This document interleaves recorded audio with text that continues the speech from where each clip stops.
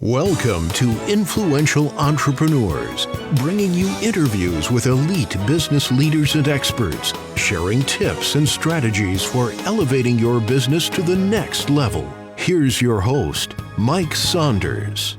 Hello and welcome to this episode of Influential Entrepreneurs. This is Mike Saunders, the Authority Positioning Coach. Today we have back with us Owen Edwards with Edwards Investments, and we'll be talking about the retirement tax trap. Owen, welcome back to the program. How you doing, Mike? Thanks for having me. Appreciate it. Hey, doing really good. And I know that every time you hear a word like trap, I want to know where a trap is so I can avoid it, right? And then taxes, it's like I definitely want to avoid a tax trap. So, this is kind of like a loaded topic here, the retirement tax trap. Talk a little bit about what that means and what people need to understand. What do you mean by the retirement tax trap? Well, that's the question, right? I talk about the retirement tax trap, I'm referring to something, it's very simple, but very misunderstood. Most Americans have saved the majority of their retirement money in pre-tax accounts like 401ks, traditional IRAs, maybe a rollover from a previous employer. And those accounts are powerful tools. They help people save consistently. But here's the part that gets overlooked. The money isn't taxed yet. So here's the tax trap in one sentence. Tax deferred is not tax free. So when retirement begins and income starts coming out of those accounts, every dollar is taxable as ordinary income. And once required minimum distributions begin, the government decides how much comes out each year, whether you need the money or not. So the IRS can become your largest retirement partner, whether you plan for it or not. Yeah. That's interesting you said that, because as you were talking, it made me think of a quote that I've heard years ago, and maybe you've heard it, often. An IRA is really an IOU to the IRS. I've heard that many times too. And because a lot of times people think, oh yeah, it's tax deferred, and they get deferred and free mixed up, and they think tax free. Nope. Yeah. You need to pay taxes. It just is going to be way down the road, and way down the road might not be the optimal time. We don't know that. Yeah, the time is coming. And I see it with retirees who assume their taxes would automatically drop once they stopped working with this tax deferred misnomer. And sometimes they do, but sometimes they don't. And now Social Security income, withdrawals, RMDs, and those withdrawals can push you into a higher tax bracket in retirement, where most people are told they will be in a lower tax bracket in retirement. I say don't plan to fail, and we don't know where taxes are going to be. So the trap isn't that taxes exist. The trap is that most people, they never plan for how to withdraw their money as it's taxed. So they focus on building the pile, but they don't focus on how to draw it down effectively. So most people plan for growth. Few plan for withdrawal. I've heard it said too, like, you work on accumulating your money for retirement, but the trick is the process is decumulating. Like, how am I going to take it out at the right time, at the right place with RMDs, required minimum distributions, which I want to talk about that in a second too. Yes. But let's talk a minute about the comment you made, because I think that you touched on something that I think a lot of people, if you were to say true or false with this statement, and you say a statement, they're like, oh, that's true. And they're like, really? Well, the statement is, oh, taxes are going to be lower when you retire and you're going to be in a lower tax bracket. Who says? Who says that the brackets, we don't know what the 20% or 30 or whatever, who says what the brackets will be? They can move. We don't know what that's going to be. And we certainly don't know what the tax rate will be. And probably if we were to talk to 100 people off the street and say, do you think taxes are going up or down in the next 10 years? What do you think the answer will be? Because we know that taxes are tied to like the deficit. Like the deficit means we don't have enough money as a country, and we're borrowing. Kind of like if when you run up your credit card debt, at some point you better work on paying it off. Yeah. Well, the only way you can pay it off is make more money. Well, the only way we can pay down the deficit is raise taxes or cut spending. And we know where the cut spending initiative goes typically. So what do you say to people that think, oh, yeah, in retirement, my tax bracket will go down and probably the tax is going to be lower? Well, historically, federal taxes are pretty low. I mean, people, we're always complaining about taxes are going higher, and they're high. Historically, they're not. And no one can predict the future tax policy. Here's what we can No. The national debt is high, the government obligations are growing, and the Hmm. tax law changes are constant. So basically, to your point, our government's income is taxes, and we got big bills to pay. You know what? Drop the mic on that. Are Right? we? I mean, exactly. So when you think about the retirement tax trap, Yeah. why is it becoming a bigger issue today than what it was even a decade or two ago?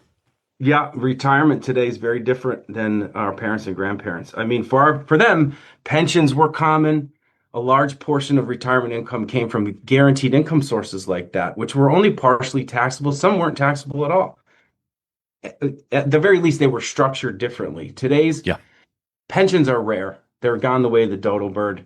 So we've shifted the responsibility from companies to us as individuals. And that means people are retiring with larger 401k balances than ever, which sounds like a good thing, and it is. But larger balances means larger withdrawals. Larger withdrawals mean larger tax exposure. So on top of that, people are living longer. I mean, retirement isn't 10 or 15 years anymore. It's often 25 years or more. So that's decades of withdrawals, and you don't want the government deciding your income schedule. So the tax environment is that we're in historically low tax bracket, low tax levels, and we don't know where taxes are going to go. So that's why we want to take control now, plan now, and just Yeah. be ready for whatever they are. And let's talk about something too, like you mentioned there about, at one point pulling money out, because at some point when you've accumulated, at some point you need to go, okay, hey, I need to get X number of dollars a month to live on through retirement. So whatever that number is, that means you need to start taking some money out of these accounts just to live. But another factor is the required minimum distribution. And I think that sometimes people get really confused on that because they could think, oh, well, I've got, 5 accounts and I took some out of this account. So I took some money out. That might not be correct. Or, hey, I sold my RV and I'm flush with cash. I don't need to take any out. I'm good to go. But that's not a good choice either. So talk a little bit about the RMD strategy that you need to make sure people are aware of. Required minimum distributions happen at certain ages. For some people, it's 73. For some people, it's 74. For some people, it's 75. And it may go up in the future, it may not. And that's where we don't know where the tax strategy is going to be. But at certain point, Uncle Sam has tapped his foot long enough, and tax deferred does not mean tax free.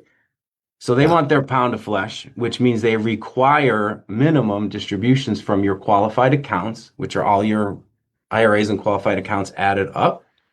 And you have to take a certain percentage, and that percentage goes up every year. You prepare for that by the 3 bucket planning, because you have tax later, tax now, and tax free. The better you plan for those 3 buckets, the better those required minimum distributions are going to look. And the sooner you start planning, the better. It's never too late for a long-term plan. But at some point, the government says pony up, and you have to, and they dictate it then. So while you're Yeah. younger and before you're 73, 74, 75, you control the narrative. And once you get into the RMD stage, you no longer do. Yeah. You're the expert, so correct me if I'm wrong here, but I wonder why required minimum distributions were ever created. And it made me think, well, back in the 30s, 40s, 50s, people were not living as long as they do today. And we're taking better care of ourselves. We're living to, 75, 85, 90, that kind of thing. And I feel like the government one day woke up and said, shoot, all these people have this money in tax deferred accounts. We haven't gotten any taxes on the money. They're living forever or way longer. We need to start, getting some money in our back pocket. Let's make them take money out at certain intervals so we can start getting some of these taxes to come back in. Is that kind of a fair assessment? I think that's a very fair assessment, and that's also why they started taxing Social Security. Back when Social Security came out in the 30s, the New Deal, Social Security, you collected it at 65. The average life Mm-hmm. expectancy was 67. Mm. So think about that for a minute. The average, you can start collecting at 65. Today it's 63. It's 62, by the way. So it's actually less. So you can collect at 65, and life expectancy was 67. So it really wasn't Yeah. meant to get that Yeah. long. And they didn't tax Social Security, and there were no required minimum distributions. And you're absolutely right. So at some point, people were average Life expectancy went up by 2 decades or so by now, Yeah. and people are living longer. People are retiring younger. Mm-hmm. So the government wanted their income. So required minimum distributions could come from qualified accounts. So that would be an IRA. When I say qualified, I mean qualified by the government as a retirement account.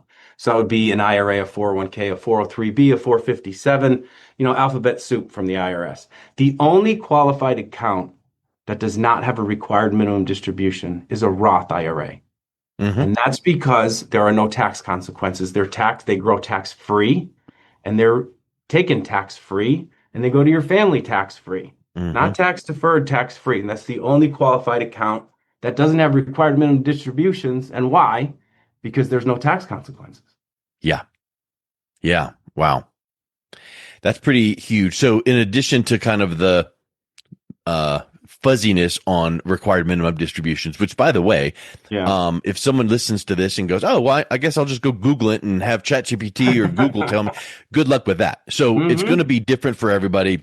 Yes. There's requirements, there's strategy. Get with someone that knows what they're doing and can guide you in that process, and put reminders and sticky notes and Google alerts or whatever to make sure you are doing it well ahead, so that you're not getting penalties, because if you don't do it right, you're going to get penalized. But in addition to understanding fully RMDs, what other mistakes are you seeing people make today that kind of contribute to that retirement tax trap concept? Yeah. There's a few. The first mistake is waiting too long to think about taxes.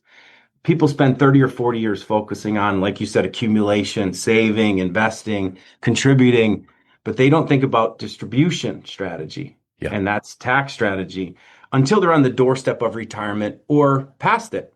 So by then, some of the best planning windows may have already passed. And the second mistake is having no tax diversification. And here's where we get into those buckets. When you think about diversification, we usually think about stocks versus bonds, domestic versus international, growth versus value. But there's other kinds of diversification that matter just as much and sometimes more. Tax diversification. How much of your money is taxed later? How much of your money is taxed now? And how much of your money could potentially be tax-free? So if all of your retirement savings are in one bucket, you have very little flexibility in managing the income strategy. So basically, diversification isn't just about investments. It's about tax treatment. And probably the third mistake is not coordinating Social Security with withdrawals. The timing of Social Security combined with retirement account distribution can dramatically change how much of your income is taxable, because now a portion of your Social Security is taxable and has been for 40 years now. So finally, and this is the biggest one, many people don't have a written retirement income plan. They have investment accounts, they have statements, they have balances, but they don't have a documented strategy that outlines where income will come from, and here's another, in what order, and how taxes will be managed over time. Investments alone are not a retirement plan. Yes. And hope is not a strategy. I hope That's it a all real works good out. I think you taught me that one. I've heard that for decades. I'm sure that I attribute it to Zig Ziglar saying that, but he probably got it from someone, and 9 other people probably, so it just really is a great concept. It's like, look, measure twice, cut once. Don't hope, plan, and then check the plan, and trust but verify. All of those little things. It's like, know what's going on, know And the have state it of your written, have flocks. it documented. It's a living, Yeah. breathing thing. It changes as your life changes, and your life might not change for 6 months. It may change 3 times in a month. So Yeah. you have a living, breathing plan that changes as you do, but it's written down, and you could do projections out 10 years, 15, 20, 25 years, and have it documented. So think of someone that's been saving diligently in their 401k or IRA. Is it too late if they're 5 or 10 years from retirement to make some strategic moves that can reduce maybe some long-term tax exposure? When is it like, oh man, I mean, in a perfect world, you should start thinking this way in your 20s, of course. But when is it like, look, man, it's kind of too late. You're retiring in whatever time frame. It's never too late for a long-term plan. And as we discussed, retirement now is I think the average is 22 or 23 years, and some people it's 30 years.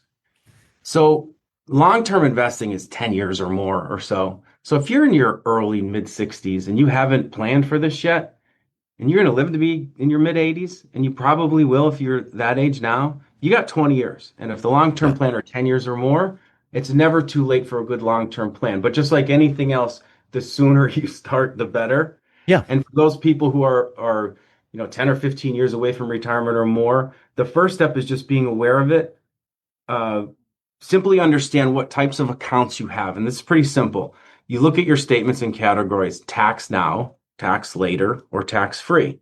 And if everything falls into tax later, it's not automatically bad, but it does mean you want to explore adding flexibility. The second is consider running multi-year tax projections before retirement, not after. The longer you have to plan, the better for anything that we do. But it's never too late, even if you're pushing retirement and you're not retiring next year, but you could see it from here. You're still planning for the long term. If your required minimum distributions don't start until 75 and you're 63 and you're thinking about retiring in the next couple of years, you have a decade. That's long term. So it's not, a lot of people think it's too late. It's never too late. And they have longer than they think. That's great. Let's kind of wrap up with this thought, because this could actually be a whole weekend seminar, 6 hours a day for 2.5 days. But I think when I think of retirement, tax traps or retirement risk and things like that, is the risk of volatility and having a certain percentage or too much of your money in the market versus, hey, let's put it in some tax favored accounts or some tax favored accounts that can't ever go down. Talk a little bit about the final point of making sure that your money is not at risk while you're accomplishing these things. Well, there are options for that. There are investments that have no actual market risk, and they go up when the market goes up. They don't go down when the market goes down. But it's really not about chasing the hottest investment or even products. It's about structuring income intelligently. And to your point, you have that short-term guaranteed, as long as you could lock down your income for a certain amount of time, between Social Security, a pension if you're fortunate enough to have one, and guaranteed incomes from other sources, then the rest can grow. And it doesn't matter what the market does. And that's the true freedom people get when they retire and the paycheck stops. It isn't about the hottest investment or where gold is or a war starting overseas, or it's about structuring income intelligently, because retirement isn't just about building the wealth. It's about keeping more of what you've built. So when income strategy and tax strategy, they work together, that's where clarity and real confidence comes from. So Mike, retirement isn't a dress rehearsal. You get one shot at it. You better get it right. And you better get it right by talking to the right people like yourself who can sit down and understand someone's goals, where they are now, where they want to be, guide them. Let's not rely on hearsay, water cooler, ChatGPT, or Google. So if someone is interested in connecting with you to learning a little bit more and get some of that clarity, what's the best way they could reach you, Owen? Well, they can look up my website. You can Google me or Edwards Investments, and Royal Fund Management is my registered investment advisory firm. There's contact information on there. Email would be owen@edwardsinvestments.com, or you could go through my website and schedule an appointment, or you could simply call my office and speak to me or someone who works here, and that would be 570-383-0515. And I'd be happy to help. Excellent. Well, Owen, thank you so much for coming back on. It's been a real pleasure chatting with you today. You're welcome, Mike. My pleasure. I hope this gives folks some clarity, and anytime. Thank you. Yes.